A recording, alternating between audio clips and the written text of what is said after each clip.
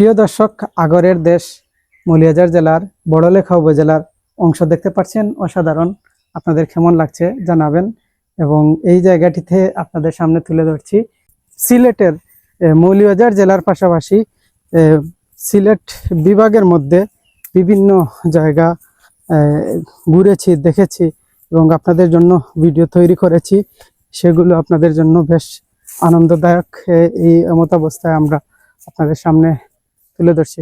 দর্শককে দেখছেন আমরা যাচ্ছি, আপনারা সাথে থাকবেন। এমত অবস্থায় আমরা ফিরছি, আমাদের সাথে থাকবেন এবং বিভিন্ন দৃশ্য তুলে ধরেছি, বিভিন্ন অ্যাক্টিভিটিস দেখেছেন এবং আশেপাশে ডানে বামের যে প্রকৃতি সেগুলো আপনারা দেখবেন। সেই দেখাটা নিশ্চয়ই আপনাদের আনন্দদায়ক হবে এবং শিক্ষণীয় হবে সেই প্রত্যাশা করছি। এবং এই যে গাছগুলো, গাছের পাশাপাশি কি কি গাছ রয়েছে দেখছেন, মাঝে মধ্যে কাঁঠাল গাছ রয়েছে, কাঁঠাল গাছের চিত্র এবং আরো কিছু দৃশ্য দেখেছে। এভাবে প্রচুর বাগান, রাবার বাগানের মতো দেখাচ্ছে, নিশ্চয়ই সেগুলো আপনারা দেখতে পাচ্ছেন। আমরা আপনাদের সামনে তুলে ধরছি।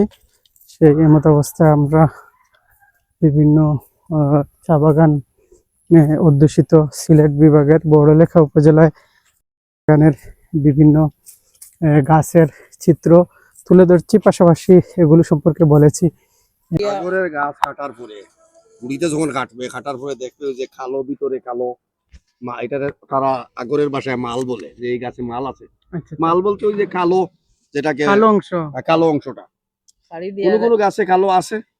যদি দেখা যায় আছে তো ওইটা খাড়ি খাড়ি দিয়া কালো অংশটা কাটবে না, ওইটার পাশ থেকেই ওইটার পাশ থেকেই কালো অংশটা যাতে হেফাজতে থাকে এই হিসাবে চতুর্দিক থেকে ওই দিক থেকে কাঠগুলা কেটে কেটে কেটে না, গাছের সার নয়, গাছের ভিতরে সারের জায়গায় বা তার ওই ডালের মাঝে এরকম জায়গায় দিয়া পাওয়া যায় কালো কালো দাদিয়া কেটে কেটে কেটে কেটে ওই জায়গাটা বাইর করে, ওইটাই মাল।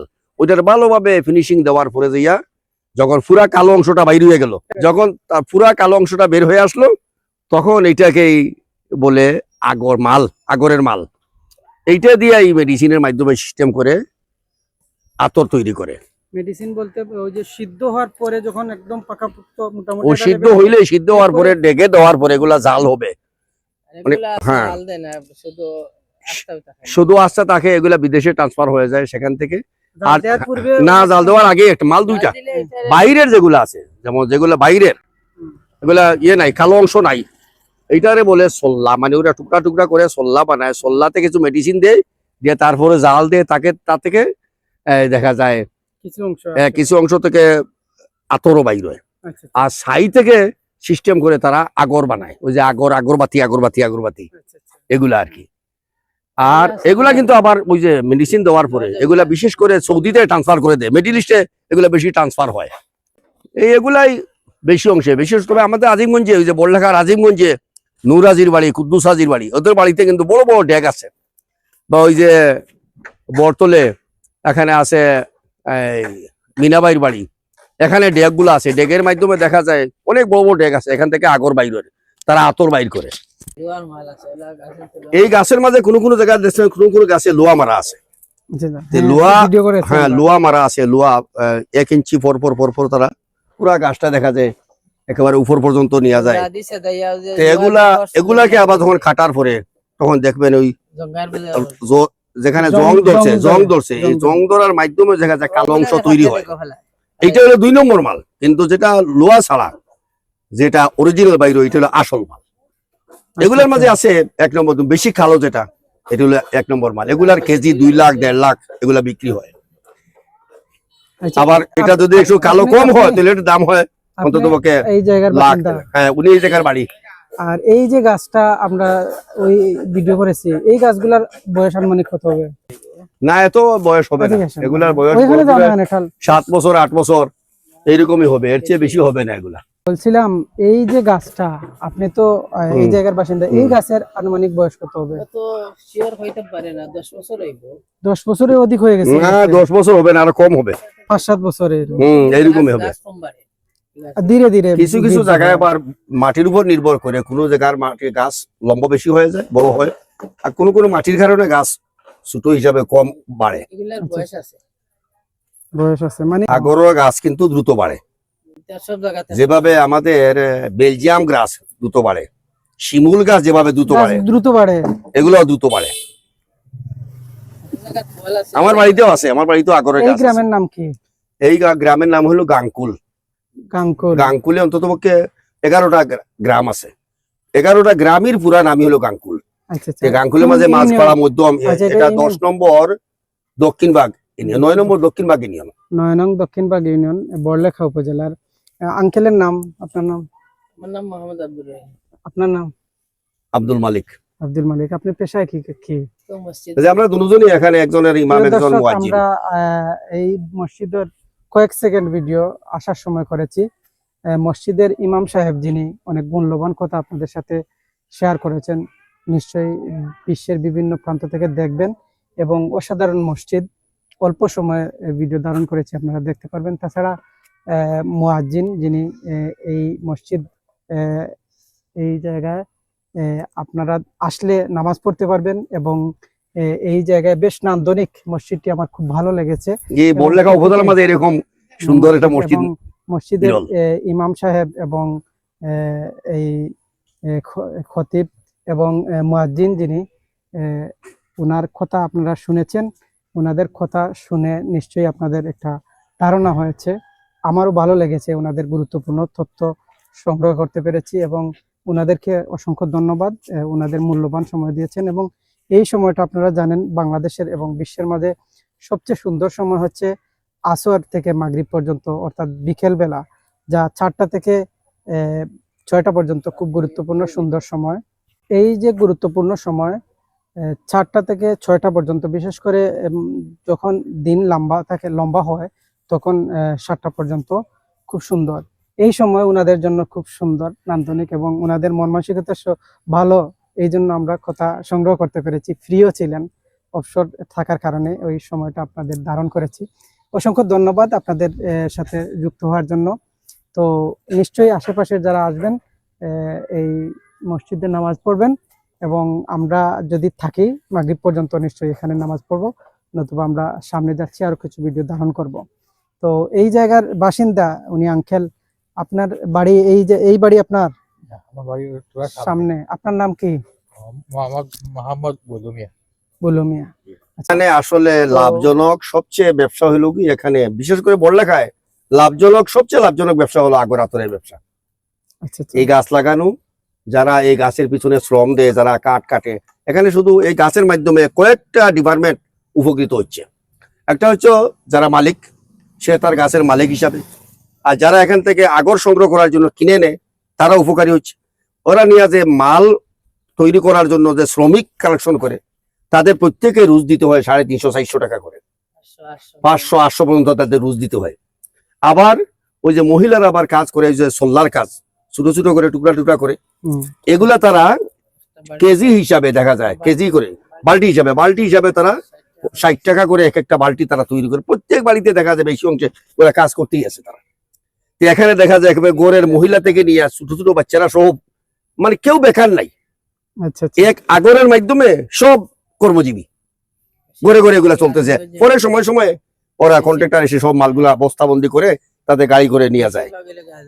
বেশি অংশে এগুলো আচ্ছা, আজিমগঞ্জে। দেখেন এই যে বড়লেখা উপজেলা এবং জুড়ি উপজেলা কয়েকটা ইউনিয়নে আগরের তৈরি হচ্ছে, এবং পৃথিবীতে অনেক ভালো একটা বিজনেস হচ্ছে। কিন্তু এই যে রাস্তাটা, আপনার ধারণা কি এই রাস্তাটি আরো বড় প্রশস্ত হলে মানুষ সহজে আসতে পারবে, বা আরো যোগাযোগ ব্যবস্থা উন্নত সম্পর্কে আপনার মতামত কি? আলহামদুলিল্লাহ, আপনি যেটা প্রশ্ন করছেন আসলেই ঠিক। এই রাস্তাটা আগে এত উন্নত ছিল না। এই ইদানিং এটাতে এই যে পিছরা হইছে, এটা নতুন হইছে। আচ্ছা আচ্ছা। আমরা আশা করব, সামনে একটা মাজার আছে, মুকাম আছে, একজন আল্লাহরে কলি, ওনার নাম হলো সৈয়দ ইয়াকুব আলী সাহ, 360 আউলিয়ার একজন। তো মাশাআল্লাহ। এই মাজারে মানুষ বেশি অংশে মানুষ যাতায়াত করে, ওই রুটে চলাচল করে, যার কারণে এই রুটটা তাড়াতাড়ি হয়েছে, খুব সুন্দর হয়েছে রুটটা, মজবুত রাস্তাটা। এর আগে বেশি না 6 মাস আগে রাস্তা ছিল না, এরকম বাঙ্গাডিঙ্গা রাস্তা ছিল। হ্যাঁ, তো যাই হোক, এরপরে উত্তরে একটা রাস্তা, এটা আরো বড় রাস্তা।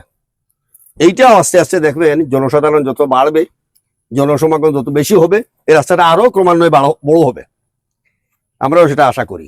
আচ্ছা, এই রাস্তাটি নতুন হয়েছে কিন্তু যুগের পর যুগ এই জায়গায় আথরের ব্যবসা বাণিজ্য চলে, বিভিন্ন দেশের উন্নতি হচ্ছে, আমদানি রপ্তানি হচ্ছে, কিন্তু রাস্তাটি হয়েছে কয়েক বছর ধরে, হয়তো 2-4 বছরের মধ্যেই হয়েছে। না, এই রাস্তা পুরাতন ছিল, মাঝখানে ভেঙে গেছে, আবার নতুন করে রিপেয়ারিং করছে। আমার মনে হচ্ছে যে এই রাস্তার যেহেতু পাহাড়ি অঞ্চল, আশেপাশে বিভিন্ন টিলা পাহাড় থাকে, আমার ব্যক্তিগত মতামত যে এই আশেপাশের টিলা পাহাড় যেগুলো পানি নিষ্কাশনের জন্য আলাদা যদি ড্রেনেজ ব্যবস্থা করা হয় তাহলে রাস্তাটি টেকসই হবে।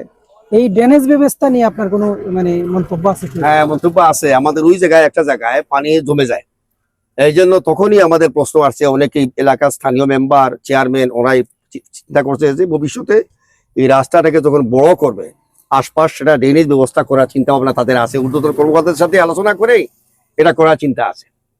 এটা তো বেশি অংশ হয় শহরে, গ্রামাঞ্চলে এগুলো ড্রেনেজ ব্যবস্থা কম। তবে এখানেও তাদের প্রস্তাব আছে, এটা তাদের একটা আকাঙ্ক্ষা আছে যে রাস্তার পাশে ড্রেনেজ ব্যবস্থা যাতে হয়, যাতে এই এলাকার পানিগুলা এই রাস্তা দিয়ে মানে ড্রেন দিয়েই যায়, যার কারণে অনেক পরিবেশ নষ্ট হয়ে যায়।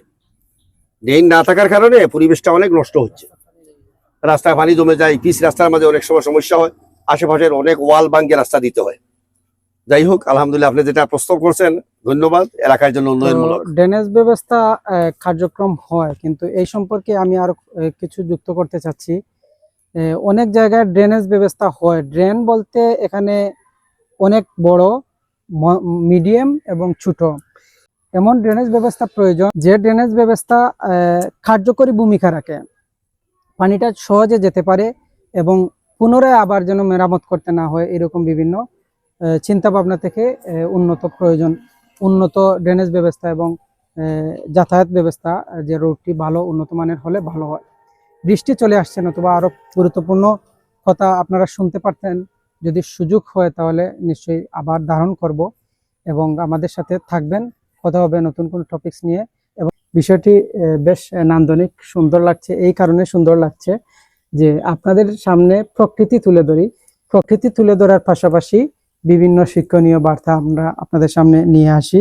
তো এমতাবস্থায় আমরা আপনাদের সামনে তুলে ধরছি। এই জায়গায় দেখছেন, এই অবস্থায় আপনারা আমাদের সাথে যুক্ত হয়েছেন, প্রকৃতি দেখার পাশাপাশি বিভিন্ন আগরের গাছ দেখছেন। এই আগরের গাছগুলো আপনাদের কেমন লাগছে দেখতে, এবং আগর থেকে আথর তৈরি হয়। আথর বলতে বিভিন্ন ধরনের সেন্টস, যে ওই যারা মুসলিম তারা বিভিন্ন ফেস্টিভ্যাল বা বিভিন্ন উৎসবে, ঈদের দিন থেকে শুরু করে বিভিন্ন ধরনের শুক্রবার, জুম্মা দিনে বা অন্যান্য উৎসবে আথর ব্যবহার করেন। আমাদের প্রিয় নবী হযরত মুহাম্মদ সাল্লাল্লাহু আলাইহি সাল্লাম, ওনারও সবচেয়ে প্রিয় সুগন্ধি যে বিষয় তা হচ্ছে আথর। এই আথর এই জন্য আরব দেশগুলোতে খুব জনপ্রিয়। এই এই এই অবস্থায় আমাদের রাসূল সাল্লাল্লাহু আলাইহি সাল্লামের এই যে সুন্নতি যে কার্যক্রম, এগুলো যদি আমরা বাস্তবে প্রয়োগ করি আমাদের জন্য ভালো হয়। আমরা তবে যাদের অ্যালার্জির প্রবলেম তারা জানেন যে কোনো ধরনের সুগন্ধি, সেন্ট থেকে শুরু করে সুগন্ধ এবং দুর্গন্ধ উভয়টি তাদের রিয়াকশন করে। এই জন্য যাদের প্রতিক্রিয়া হবে না তারা এটা ব্যবহার করলে ভালো হয়। তো আপনারা জানেন, যাদের অ্যালার্জির প্রবলেম, তারা যদি কোনো ধরনের কয়েল থেকে শুরু করে বা অন্যান্য স্প্রে থেকে শুরু করে কোনো ধরনের অস্বাভাবিক সুগন্ধ দুর্গন্ধ আসলে দেখবেন তাদের কাশি শুরু হয়ে যাবে। এগুলো এক একজনের এক একটা প্রবলেম। অনেক ব্যক্তির চোখে অ্যালার্জি থাকে, অনেক ব্যক্তির শরীরে অ্যালার্জি থাকে, গলায় অ্যালার্জি থাকে, বা সকল ক্ষেত্রে এক একজনের এক একটা প্রবলেম থাকে। তো সেগুলো বুঝে শুনে ব্যবহার করলে ভালো হয়। তবে দিন শেষে এই আথর বিশ্বের মাঝে সবচেয়ে জনপ্রিয় একটি সুগন্ধময়, যা আরব দেশগুলোতে সবচেয়ে, মুসলিম অধ্যুষিত দেশগুলোতে অনেক জনপ্রিয় একটি উপকরণ, যা ব্যবহার করে মানুষ আনন্দ পায় এবং বেশ পবিত্রতার মাধ্যমে সুবাস ছড়িয়ে, ফুলের মতো, যেগুলো ফুলের চেয়ে আরো আকর্ষণীয়। তো এই জিনিসগুলো অনেকেই বেশ ভালো ব্যবহার করেন। এই জন্য বাংলাদেশের এই সিলেট বিভাগের মৌলভীবাজার জেলার আতরগুলো বিশ্বের বিভিন্ন দেশে রপ্তানি হওয়ার মাধ্যমে বাংলাদেশ উপকৃত হচ্ছে। তবে এই যত ধরনের আমদানি রপ্তানি হয়ে থাকে, অর্থাৎ বাংলাদেশ থেকে যখন রপ্তানি হয় বিভিন্ন দেশে, ওই জায়গাগুলো থেকে যাচ্ছে সেই জায়গার কতটুকু উন্নয়ন ঘটছে সেগুলো দেখার বিষয়। এই জন্য যাতায়াত ব্যবস্থা উন্নত করা, যোগাযোগ ব্যবস্থা উন্নত করার পাশাপাশি নেটওয়ার্ক, ইন্টারনেট বা অন্যান্য আধুনিক প্রযুক্তির আবির্ভাব এবং উন্নত প্রযুক্তির ব্যবহার প্রয়োগ করার মাধ্যমে উৎপাদন বৃদ্ধি করা এবং খরচ হ্রাস করার মাধ্যমে যদি আমরা এগুলো করতে পারি তাহলে আমাদের জন্য বেশ ভালো হয়। সেজন্য আমাদের নিজ নিজ জায়গা থেকে এগুলো আরো ভালো করার জন্য সর্বোচ্চ চেষ্টা করব, সেই প্রত্যাশা জানিয়ে আমরা আরো কিছু দৃশ্য তুলে ধরার চেষ্টা করছি। সামনে দেখতে পারবেন, সাথে থাকুন। দর্শক, আমরা ফিরছি, বিভিন্ন গাছের চিত্র আপনাদের সামনে তুলে ধরেছি। নিশ্চয়ই আমরা আপনাদের সামনে অনেক বিষয় তুলে ধরছি এবং এভাবে আমরা যাচ্ছি, সাথে থাকবেন। তো আমরা এই চ্যানেলে কি কি ভিডিও তৈরি করি, কেমন দেখাচ্ছে জানাবেন। এই যে দৃশ্যগুলো নিশ্চয়ই দেখেছেন এবং কিভাবে আমাদের এই বড়লেখায় আসা যায় এবং কিভাবে ওইখান থেকে ফিরবেন বা আশেপাশে কি রয়েছে। বড়লেখা উপজেলার যে এই যে দক্ষিণবাগ এরিয়া, সুজানগর দক্ষিণবাগ বা খাটালতলি, এই যে জায়গাগুলো রয়েছে, জায়গাগুলোতে এটা আতরের আগরের বাগান, এগুলো বেশ সুন্দরই দেখেন, বেশ বাংলার মতো ভুতুড়ে বাড়ির দৃশ্য, এগুলো আপনারা আসলে দেখতে পারবেন এবং ভালো লাগছে। এগুলো একদম গ্রামীণ পরিবেশে, সেই জন্য আমরা দেখাচ্ছি। তো এই অবস্থায় আমরা আপনাদের দেখাবো। চতুর্দিকে নিশ্চয়ই দেখছেন এবং ঘুরছি, এভাবে আমরা ফিরবো, কাছে জানাবেন, নিশ্চয়ই ভালো লাগবে। আমরা ক্লান্ত হয়ে গেছি, অনেক হাঁটছি, দেখছি, সেগুলো দেখাচ্ছি। আরো কিছু দেখানোর সুযোগ হলে এই বাগানটি নিয়েছেন, এখানে তৈরি করেছেন এবং পরিবেশটা বেশ সুন্দর। আশেপাশের কি সুন্দর আম গাছ দেখছেন, গ্রামীণ পরিবেশে এগুলো ভালো লাগে। এবং দেখছেন আমরা অনেক ভিডিও আপনাদের দিয়ে থাকি। এই যে সিলেটের অঞ্চলের এই ব্যতিক্রমী ভিডিও নিয়ে আপনাদের সামনে হাজির হয়েছি, কেমন লাগলো জানাবেন।